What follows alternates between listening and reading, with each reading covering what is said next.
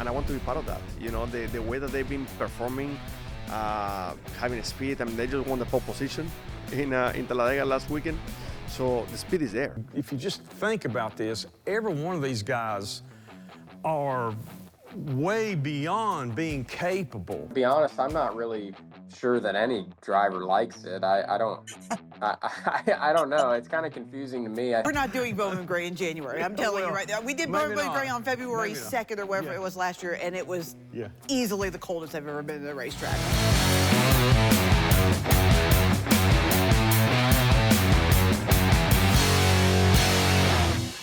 Welcome on to the Backstretch. I'm News 5's Heather Williams, and 2 to go this time around. We are headed to the Martinsville Speedway, the penultimate race before we head out the championship next week in Phoenix. It's fascinating, right? Because if there's not a new winner, the 4 guys that are holding the playoff positions at the moment will likely be the 4 guys that advance. Some crazy stuff would have to happen at Martinsville, which it's Martinsville. It can happen. But it's wild to think that there's such a huge gap between the top 4 and the bottom 4 in the championship 8 because of the way that Vegas and Talladega played out in this final round. Martinsville, to me, is like the perfect place to hold the championship.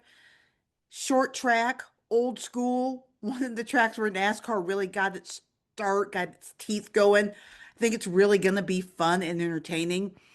Obviously, the Penske teams have had a lot of success in walk-off wins at Martinsville, but all 8 drivers in the championship right now, all 8 drivers that are in the round of 8 have won at Martinsville. So literally anyone can get it done if they need to. Denny Hamlin and Chase Briscoe don't need to, but certainly if they're helping their friend and teammate Christopher Bell get into the championship 4, winning would certainly help him get there. So I think it's going to be great to watch. I think it's going to be great fun. Cannot wait to get down to Martinsville this weekend. Show is jam-packed. We will once again not have a final thought just because there's so much going on. Chris is here. Talk about the news of the week, what happened last week at Talladega, new driver hiring at Spire Motorsports, what we expect this weekend at Martinsville. And then the new driver of the 7 at Spire Motorsports, Daniel Suarez, joins me for a one-on-one talk after being named as driver of that car for next season. And then also I have a chance to talk with Erik Jones from Legacy Motor Club. Erik's always great insight. I think it's really important during this championship run to not only hear from the championship drivers, you're going to get a lot of that this weekend, but also from the other guys that are out there racing with them, right? What are they racing for? What are they trying to accomplish? What's going through their mind as we wind down the 2025 season? So got to chat about all that with Erik. It was great. Can't wait to share it with you. So let's get rolling. Joining us now is our crew chief, Chris Carrier, who is also the crew chief for the number 75 Food Country Truck in the Craftsman Truck Series. Chase Briscoe becomes the 2nd driver to punch his ticket to the championship 4. Chris, just how impressive has this season been for Chase Briscoe moving into the 19? Well, Heather, I'd say if you knew the perfect thoughts from his mind and the completely honest ones, it's been, for him, it's been a dream come true. I mean, let's face it, he took over the 19 from a guy who had a pretty good history in that car with Martin Truex Jr. and with even the pretty much the same colors on the car, the same sponsor on the car for a lot of the year, same number, same look, same everything, same look. You know, that he had to feel a lot of pressure. He had to feel like, oh boy, I got to step up here, and I can't let this down. So him being able to come in this year and win the races he has and had the success that he's had throughout the year, you know, being in and out of the limelight of Shane Van Gisbergen and Kyle Larson and Denny Hamlin and a couple others, he's done really well. He's a good young man. He was raised, I think, the right way. A good family, a racing family, a bone-deep racing family from out in the, I call it Central West, Central, right in the heartland of our nation, and a lot of sprint car racing. A lot of fans there. A lot of fans are really happy for him. So, you know, to come away with a win at Talladega 2, here toward the end of the season, really good for him. Good for him, good for his team.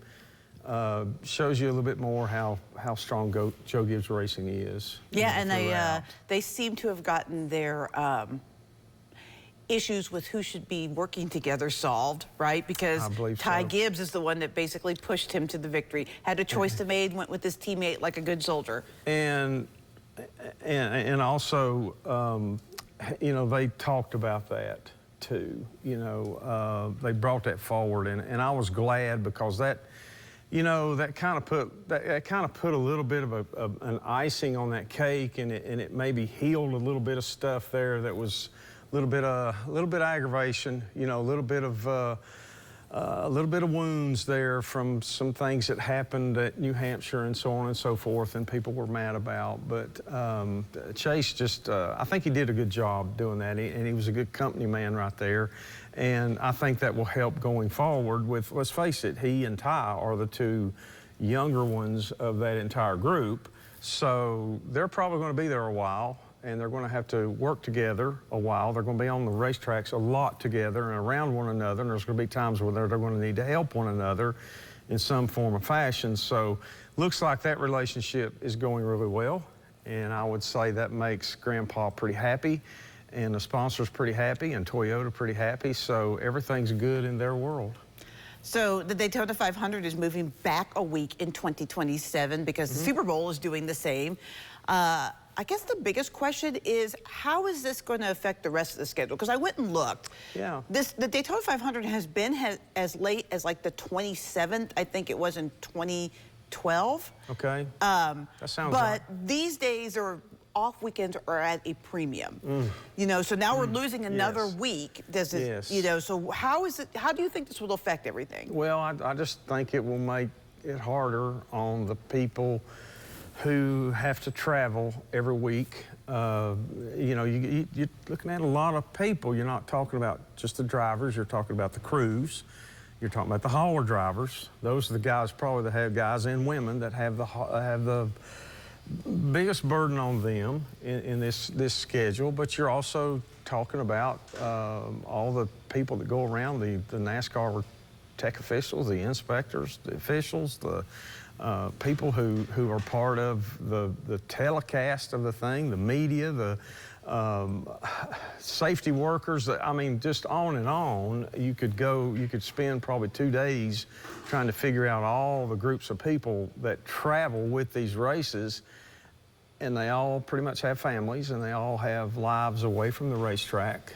Sometimes, not much. They all like to have a little time for themselves at home, and got households to keep up with. So it just makes it that much harder. Do you think that there's a chance that we would go back to the 70s and 80s where Daytona wasn't necessarily the first race? Because there was a time where they ran Riverside in January. Right. In January. So maybe it's not Riverside, maybe they do the Clash someplace warm or overseas, and then come back on the Clash weekend, run Atlanta, and then Daytona? Do you think there's a chance for that? It's possible. I would hope anyway that if they were going to do something before Daytona, that it would be somewhere warm and would be somewhere fairly close. That would be, if I had to pick out a perfect scenario for them, say, okay, we're going to do a race in January. If it was the Clash, then it would be something that maybe didn't carry so much pressure with it because it's not a points race. You know what I mean? It would be something that, like, okay, we're getting an event in that has to be done, but it's not a points race, so it doesn't put as much pressure on us to bring out the absolute best we've got in everything about the car. If they do it at Bowman Gray, you don't have to have the shiniest car. Well, we're not doing Bowman Gray in January. I'm telling you right now. We did Bowman Gray on February 2nd or whatever it was last year, and it was easily the coldest I've ever been to the racetrack. We're not moving that into January for sure. So, moving off of that, Spire Motorsports announced Daniel Suarez will take over the 7 car. It was really interesting during the press conference because co-owner Jeff Dickerson said that these two they match because they both have a chip on their shoulder. Like the 7 car that team has to prove that they're better than what their performance was, and Suarez really feels the same. So, do you think this is a good fit? Well, it's going to end up. It's going to be how the people in the organization mix, meaning the driver and the crew chief, the race engineers, the guys that are, whoever is the spotter, the guys that are building those cars, putting them together every week, the guys that are pitting the car. It's a mix of people. And I think that Daniel Suarez is a talented driver.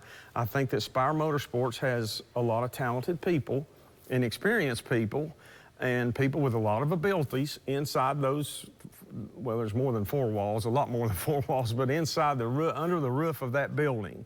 And I think it's just a matter of like, okay, getting the right people together. And the main ones are the driver, crew chief, race engineers. They're the main ones that have to make the decision, that have to choose, okay, this is a path we're going down for each race. They've got quality equipment. Their cars run fast a lot of times. My new name, Carson House of Fire, you know, in the 77 runs fast a lot of times. So does Michael McDowell in the 71. There's times that 7 car has not been a slug either. It's been pretty fast at times also over the last couple of years. But I think Daniel is proven that he can be a fast driver. I think he needs good people around him to keep the car set up and everything in the ball game so that he can help them refine that as they get closer and as they get on down the year. I'm kind of excited for him because I like Daniel. I think he's a cool dude. I think he's something that NASCAR needs. We need him in the business. I believe he's a good part of the recipe. He's got a good fan base. I know his wife is Nelson Piquet's sister, who I'd crew chief for a few years back, and she's a really cool, really good young lady. I got a lot of respect for her, and I pull for him a lot because of her. I know how close they are. I know how she's a good wife, and I pull for them, and I'm real excited. I want Daniel to do well. I'm going to be watching that pretty close. I'm sure I'll probably be seeing him at their shop as our truck team goes over there to do pull down and does other stuff within their shop. We do business with them, but I think, you know what, it could be a dark horse. It really could be a dark horse. I think culturally, and this is not a knock on Justin Haley. I love Justin Haley. I think he is incredibly talented. I just think culturally he didn't seem to fit Inspire personality-wise. When you look at the personality, and they've got huge personalities, right? You've got Carson House of Fire, right? That's a huge personality. He is. You've got Michael McDowell. That's a pretty big personality. Yeah. He's been around a long time. He's been around a long time. You know, Justin didn't fit that. Like he just always seemed overshadowed by the personalities in there. Yep. Daniel will not be overshadowed by those. He's a huge personality as well. And I think that culturally that's just going to make him a better fit. You look at their statistics; they're almost dead even this year statistics-wise. The way that Daniel ran and the way that Justin ran. But I just think culturally it'll be a better fit. I've been impressed with Daniel because time and again, there were some a string of races here and a string of races there where it seemed like, man, he's just not hitting on much. You know, he ran in the 30s position-wise, didn't qualify well, didn't race well, didn't finish well, whatever. But then you look up and he's running well all of a sudden for 2 or 3 races in a row, and he ran well. I mean, I remember this, it kind of shocked me, to be honest with you. He ran well at the Clash 2 years in a row when they had it at the Los Angeles Coliseum. He was one of the fastest cars, and I'm like, I don't get that. Where is this coming from? He won at Sonoma, which I can tell you is not just a road course. It's not just your average road course, run-of-the-mill, any gas station's the same, any road course is the same. No, Sonoma is tough. It is a driver's racetrack, and it is a driver's race, and that place is tough. There's not that much grip anywhere on that racing track, nowhere on the course, and it takes a lot of consistency. It takes a lot of great footwork. It takes a lot of patience. And that he just, man, he just displayed excellence all day that day. And he's done that the last couple of years. And every time you think, well, Daniel, I don't know, Daniel, I don't think he's going to make it. Here he comes, runs along and does, you know, he had some good finishes, some good runs going. He drove that car very well.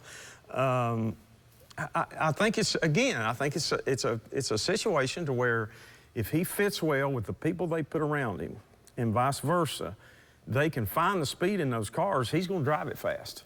Yeah. He's going to run competitively.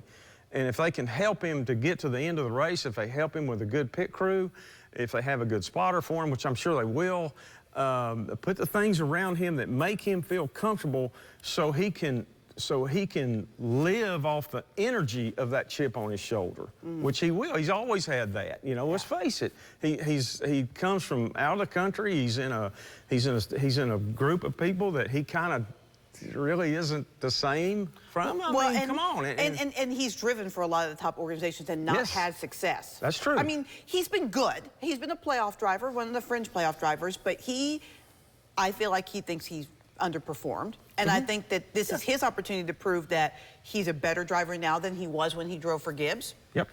And it's Spire's chance to prove that they're a winning organization. They're a playoff organization. I agree with Jeff Dickerson. This could be a win-win for both parties involved. I think it could be too. And to be honest with you, I think there's a lot of people that's going to be pulling for this to be successful. I think there's a lot of fans. I'm old school type guy, and you know, I look at it and I'm like, you know what? I want a guy that's got his type of attitude. I want that team, which has. Really, I heard him comment about if you stand back and look at what Spire has done so quickly, they've done a lot. It's been pretty amazing that they've come a long way in a short period of time. They've got a good future in front of them. I predict that they're going to win more than one race this coming Cup season, and I'm hoping they'll have more than one of their drivers. I hope they have all three, to be honest with you, can get a race win. And that's not far-fetched. No, not with the driver lineup they have right now. So this week is Martinsville. Ooh. Last chance to get in the championship 4. Who is going to join Hamlin and Briscoe? I'm going to say this. I was thinking about this. I've been thinking about this the last 2 days. The way everything's coming down, I think there's going to be a walk-off winner to get in the playoffs between the 4. Well, all 4 of the guys that are below the cut line now have won at Martinsville. Absolutely. But that's why I think it's possible. So have the 2 guys above the cut line. So have the guys above the cut line. So I think it's going to be one of those. I don't know the terms that come to mind. You know, I'm not a real wrestling fan, but, you know, the Royal Rumble or the Clash at the Bash or, something. Who do you have? Who's going to walk it off? If I was going to pick one, I'm just going to be honest. This is a gut feeling to me, and I don't have good reasons. I think Joey Logano is going to walk off with a playoff win. Now you got his teammate Ryan Blaney, who did this last year. Right. They haven't lost the notes to that setup notes. They haven't lost what they did in that race, and Martinsville's pretty much the same racetrack. So if Ryan Blaney does it, I'm not going to be wearing my shocked face. The 2 others, I believe, are Chase Elliott and William Byron, correct? That are out? That are out. Correct. That could do a walk-off win. Correct. Well, both of those guys have done it. And both of those guys drive for Hendrick Racing, which I know everybody's going to say, well, they haven't been that good lately. They're better at Martinsville in the spring than they are in the fall. They have been really good at Martinsville, you know, often, at least not every race, but they have been good at Martinsville for a long time. Historically, it's their track. Historically. But most of their wins and all of those guys' wins have come in the spring. The last 4 Martinsville races have been won twice by Ryan Blaney, once by Joey Logano, and once by Christopher Bell. Well, and, you know, Bell's another one. The name come up this week. I saw on something, I was reading something, you know, Bell's name come up. Bell can win anywhere, anytime. So can Kyle Larson. So can Denny Hamlin. So can Chase Briscoe. So can several others that aren't even in this conversation. But now it's down to crunch time and everybody's throwing all of their marbles into it. And Joey Logano's a guy that I don't know who to compare him to. I remember back, this is more of my days, and some of you people are going to say, what's that guy talking about? Yeah, it was more of a guy like, if you had somebody in October that you wanted to walk up and hit a home run, it'd been Reggie Jackson. Yeah, Mr. October. Mr. October. If you had, I don't know, if you had a guy that come down to the last second in an NBA 7th game playoff and you were 1 point behind or 2 points behind. I believe he's a car owner now, and you reach back, you go for Michael Jordan. I'm a Celtic fan. I'd like to say Larry Bird, and he'd be pretty good. But I just think of the drivers now, today's drivers, that if you say, I have to go somewhere that he and his teams had success. Now, if this was his worst track, I'd say, probably not going to happen. But now, Joey Logano can win a race at Martinsville. And these guys love Martinsville. They love preparing for Martinsville. It's every one of them. They love this top track. They love what goes on there. I can guarantee you they've been throwing everything they got at it. Then you turn around to the other two, you got Ryan Blaney too, and his young crew chief, Jonathan Hassler, is one of the best, I think. He is going to be in the history books. So let me ask you a question. Is there an advantage for Christopher Bell because of all these guys that are trying to race in? Mm-hmm. He's the only one that is the singular person for his team. So in other words, his two teammates have already locked in. Yep. All of the JGR effort is going to be going into Christopher Bell. Yeah. You've got 3 drivers from Hendrick and 2 from Penske that are trying to get in. Yeah, is that an advantage for Bell? That's a good point, because I am going to say this. When it comes right down to it, you've got teams, like you say, you've got the two Hendrick cars. 3 Hendrick cars. 2 of them are trying to get past the cut line. And, they're all going to be like, you know what, I know this, I know that, I think this works, I think that works, we've had success. They're not going to share every secret. Right. And Ryan Blaney and Joey Logano's crews are not going to share every little bit that they think works for them. And the thing is, every little bit that does work for them separately may not work for the other one.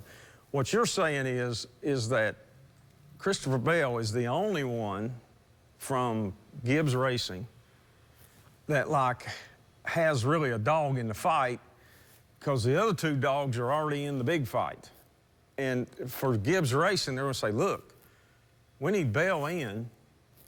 We got to put everything we got into this car. Everything we've got. Now, when it comes down to, okay, the restarts, and when they get in traffic and stuff like that, there's not going to be, you're not going to hear any directives over the radio. They've been talked about that. You're not going to see or be able to prove anything. No itchy arms? No itchy arms. No like, oh my gosh, my rearview mirror fell off, or oh, my foot's gone numb, or oh, my wife's calling me on the cell phone, I got to stop a minute. There's going to be none of that kind of stuff.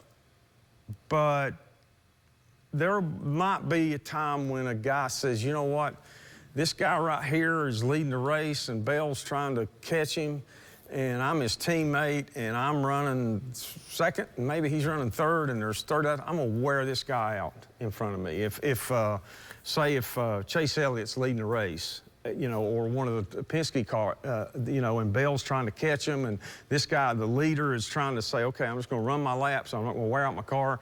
If I'm running second to him and I'm Bell's teammate, I'm going to wear him out. I'm going to try to pass him every corner. I'm going to give him that little nudge here and there. I'm not going to wreck him. I'm not going to spin him out. I'm going to drive him dirty, but I'm going to make him be looking in that mirror every time that he blinks. And also, if he's coming up on me and we're racing for position and Bell's the next guy back behind him, I'm going to hold him back there all I can. I'm going to race him as hard as I can. If he wrecks me, what's it hurt me? If I'm Denny Hamlin or Chase Briscoe, what's it going to hurt me? Or even for that matter, Ty Gibbs, what's it really going to help me? It's only going to help my grandpa's team. So that stuff will go on, and you know what? It'd go on no matter who was on which team. It's not dirty. It's not dirty racing. It's just racing. It's how it is. It's today's game, and it's going to happen. And if me or you are in those cars, or Dave Dirks or whoever, we'd be doing the same thing, because our owners would be saying, So So quickly, you've got Hamlin, you've got Briscoe, you're picking Logano. Who's your fourth one? I think wow.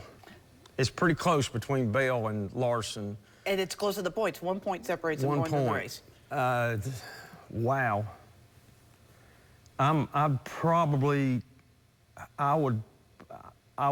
go with Larson. All right. Simply because I think Larson is still the best race car driver overall every week on our circuit, on our NASCAR Cup circuit. But I'm telling you, Bell's not far behind, and Bell's time for people like me saying that he is the one is probably coming real soon. And winning this championship might be the thing that, and he could very well. If he gets to Phoenix, he's got a good chance of winning. If he gets to Phoenix in the 4, he's got a good chance of winning, good as anybody. So, but I'm probably going to go with Larson just I don't know, just because. So I'm going to disagree with you. Okay, that's fine, that's fine. If we get a walk-off, it's going to be Ryan Blaney if we get a walk-off. But I actually think that the 4 that we have now will be the 4 that get in. I think that we'll have either a winner from that top 4, so either Larson or Bell or Hamlin or Briscoe will win, or it'll be someone outside the playoffs that wins.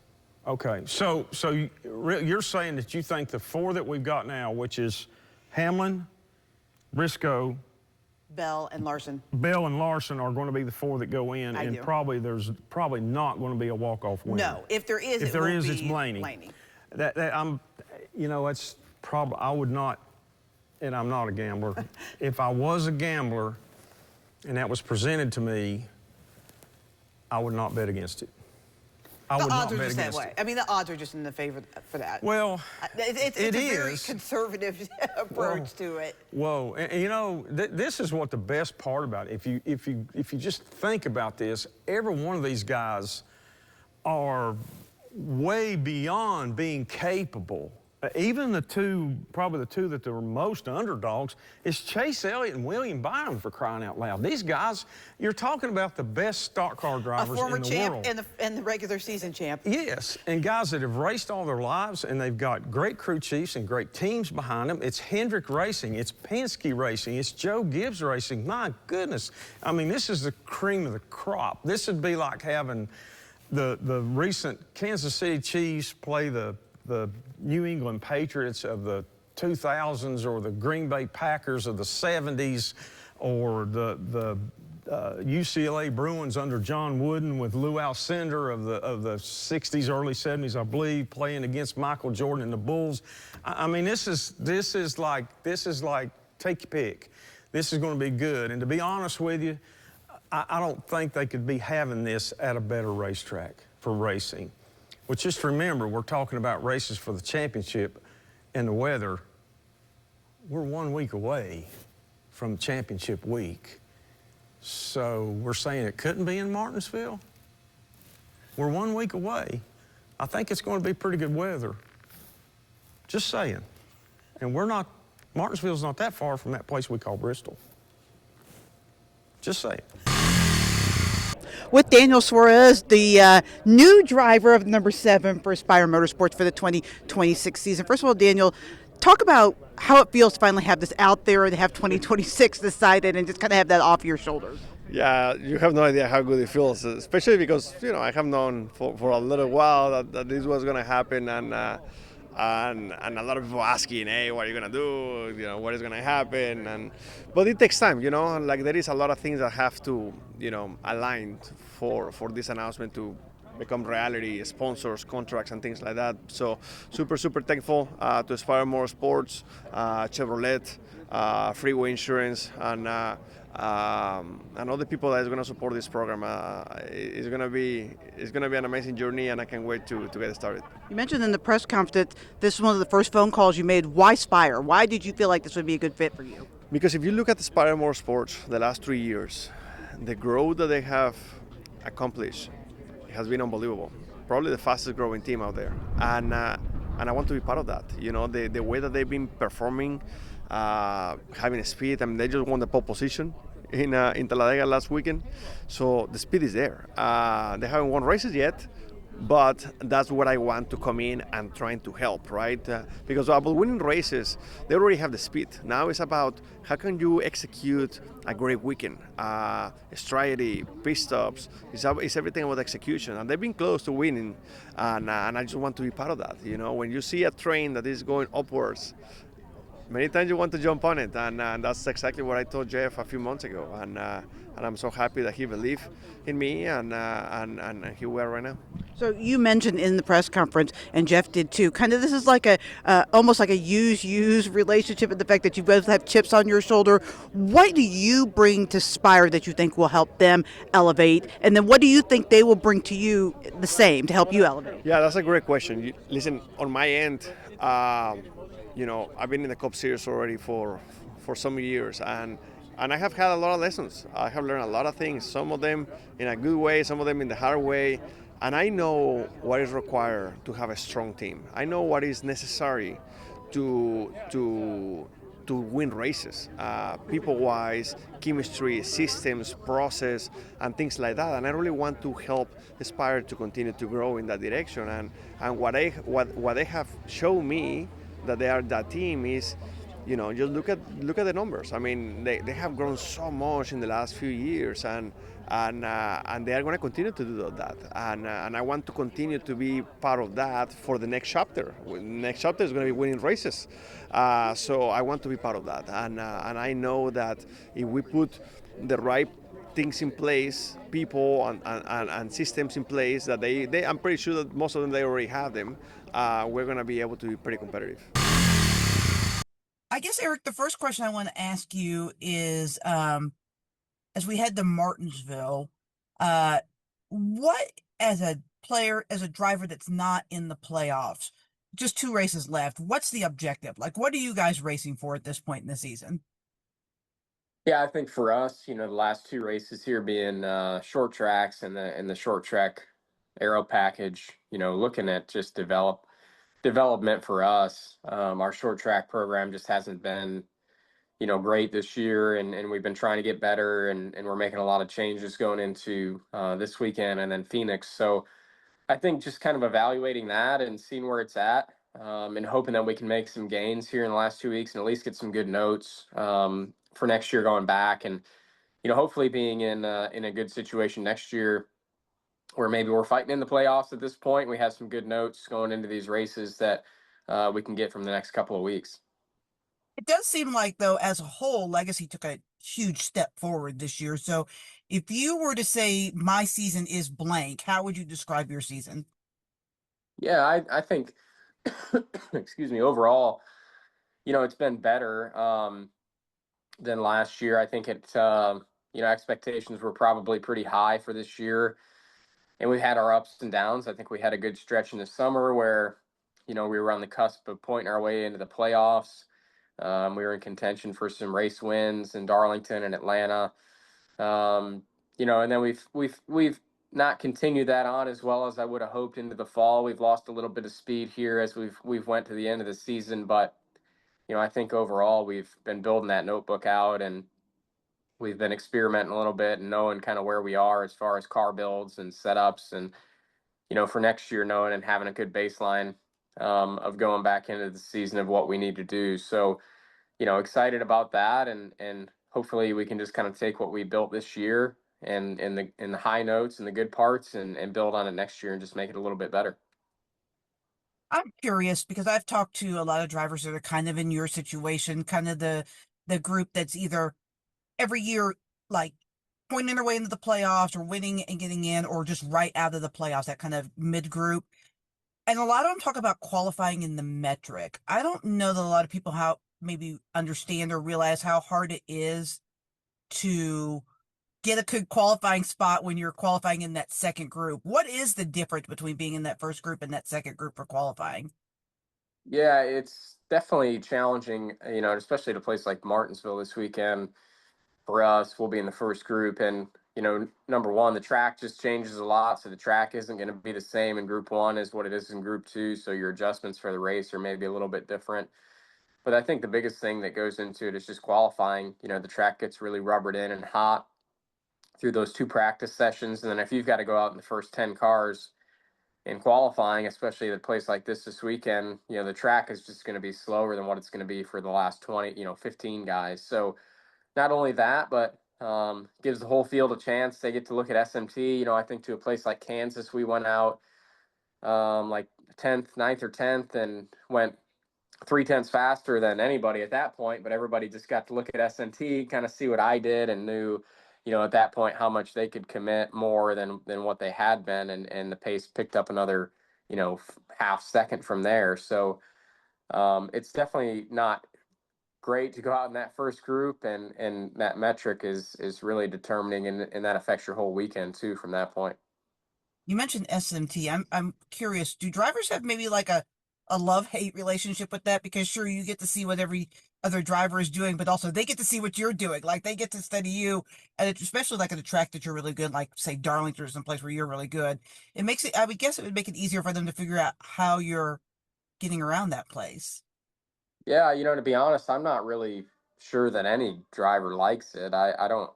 I don't know. It's kind of confusing to me. I think it definitely hurts the racing. You're able to kind of see what everybody's doing, and then copy that. So everybody's kind of ends up driving the same. Like you said, I think Denny's kind of touched on this before.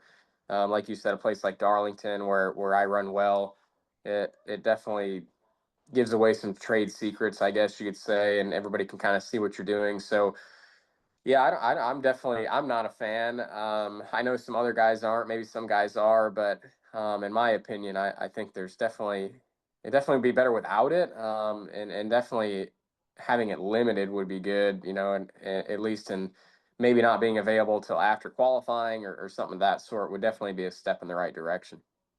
So I guess they just announced like a couple minutes ago. So excuse me if I'm catching you off guard a little bit, but I'm curious that they're pushing back the Daytona 500 in 27 to get away from the Super Bowl. Um, Obviously it had to be done, but um, just your thoughts on, I guess, moving. It's been on the same weekend for a long time. Just kind of moving the 500 date. Yeah, I saw that a minute ago, but I don't know. I'm interested just to see what that does to our season. Obviously, does that mean we end a week later? Is the season shorter? How does that all change? That's a whole nother year and a half, a year and a half away. So I'm just interested more, I guess, to see what it does to the rest of the season. The start date doesn't affect too much, at least in my opinion, but to see what it does as far as off weekends and the length of the season and when we end, I think that's what's more interesting to me. This time of year gets tough for us being up against, World Series is starting Friday, hockey's back, NBA's back, NFL's on obviously every Sunday. We get into a stretch here in this last month of the year that we are kind of competing nonstop against every other sport. And that definitely makes it tough on us as far as ratings goes. So it'll be interesting to see how they shift that around. Final question for you, Martinsville. What's the key for you to that place? It's a tough place. It changes every time. We got this new tire now, the soft tire, which has been a lot different.